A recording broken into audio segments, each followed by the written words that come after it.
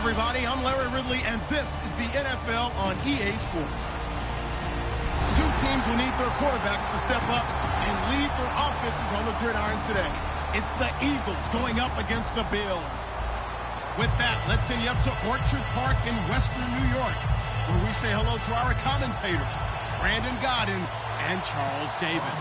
Thank you very much, Larry. EA Sports coverage of the NFL. The National Football League is here and on the air. Coming up, we've got what should prove to be a good one between the Philadelphia Eagles and the Buffalo Bills.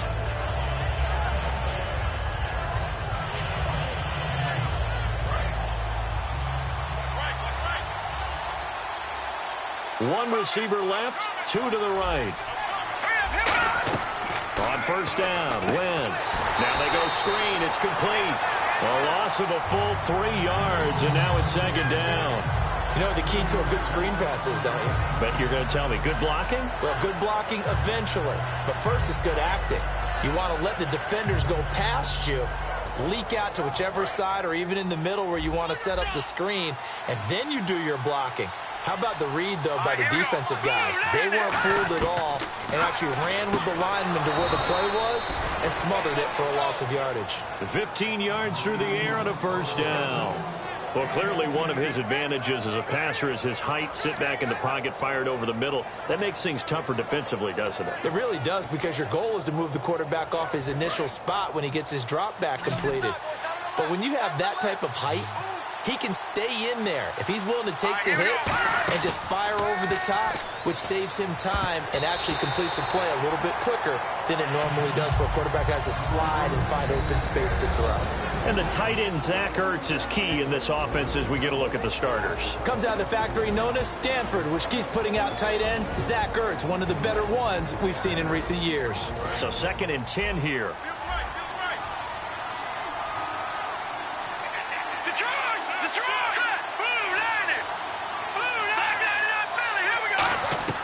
Wentz again here on 2nd and 10. And a hit jarred it loose.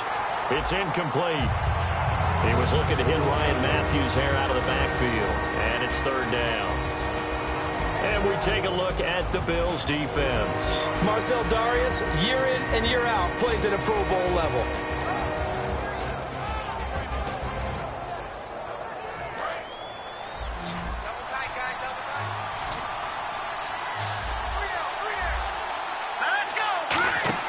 Play action to Sproles. Wentz.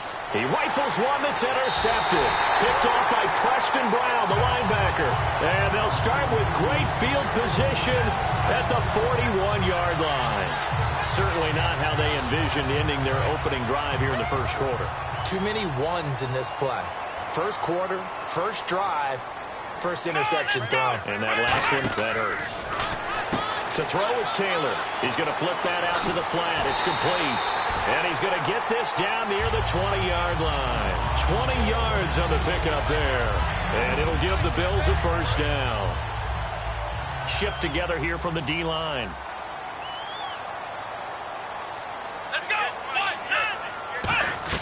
They'll throw on first down with Taylor. And he takes a shot on the release as this will be incomplete. Charles Clay is tight in the intended target. And that'll bring up 2nd down. And here's our first look today at this offense. And let's start with LaShawn Shady McCoy, their star running back. He can do everything. Run it inside, get to the perimeter, and, of course, catch it out of the backfield.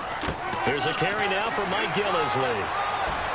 And he was able to shed the tackle, but the reserves come in for the stop. Defensive side of the ball for the Eagles. Here they are, the starting 11. And you were telling me before the game, taking this from your knowledge bank, that if they need to improve anywhere in 2017, maybe in the secondary. Is that right? I think you're right on that one, because I think they're very happy with Malcolm Jenkins and Rodney McLeod down the middle as the safeties. But they'd love to make an upgrade at the corner position, because if you're playing in the NFC East, there's some guys who can go out and get the football. And I think up front, they're looking for a bigger year from Fletcher Cox. He's their bell cow on defense, a defensive tackle, defensive end. They need to have that all-pro season from them again in 2017. So they get the ball first here in front of the home crowd under the lights, and they get 3 points out of it. And there's something about a night game, isn't there? A little extra snap, a little extra crisp in the air. What a terrific way to get things started. A little extra excitement, a little extra dazzle for the home crowd. And another series coming up offensively for the Eagles of Philadelphia. And you look to next year, Charles, for a moment. Carson Wentz will be in season 2. What pieces do they need to put around him to really take a leap forward? I think you start wide, meaning the receivers, and then work your way back inside because they've got to have people who are dependable next to Jordan Matthews, who plays the slot position as one of the taller, bigger receivers in there. But they need guys out wide who can make plays to hurt defenses downfield. Then when you move inside, Lane Johnson is back at right tackle, and that is absolutely huge for them. Jason Peters at left tackle, another perennial Pro Bowl player. What are they going to do inside at center in the 2 guard positions to help out the young quarterback? Throwing on first is Wentz. Oh, the ball comes out on the hit, but they'll say it's incomplete. It's a tried-and-true formula, and I don't think it'll change for as long as we play football. If someone's trying to throw the ball and you can put pressure on them and make it tough, that's only going to help your defense. Yeah, he's since being hurried. He got rid of it before taking the hit, but incomplete.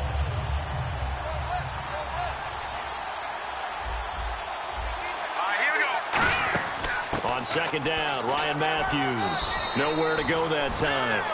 He maybe got a yard up to the 40. Let's expand on Ryan Matthews for a second. He has a couple 1,000-yard years in his back pocket. This season, 661. Did have a career-high 8 touchdowns, but where does he fit in to the Eagles' offense going forward? That's going to be an interesting question that has to be answered by Philadelphia, by Doug Peterson, their head coach, because he was truly their lead running back until a fumble at Detroit. I think that changed things for him. A crucial one down the stretch. Philadelphia ended up losing the game. When he takes care of the football, he's a hard-hitting, aggressive inside runner who can set a tone for a team.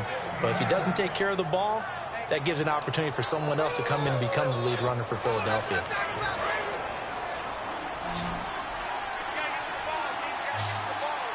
Possible run anticipation. Here's the D-line sandwiches together.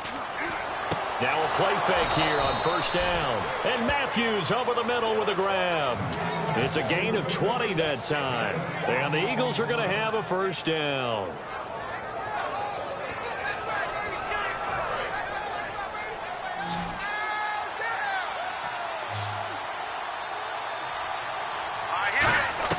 On first and 10, here's Wentz. Trying for the tight end, Ertz, and it's intercepted. Picked off by Corey Graham. And a big turnover there as his guys will get the football back. The Bills getting set to go. And they had 3 points last time, but they didn't want 3 points because they were well within range of scoring a touchdown. We'll see if they can do better now. I'm with you on that one. Let's just go ahead and be frank about the whole thing. The only one happy about the 3-point? The kicker. Exactly. He put it through the post. That's going to help him at contract time. But that offense, they're thinking, let's get in the end zone this time. I don't know if that is. LaShawn McCoy off to the races. And all the way home for a Bills touchdown.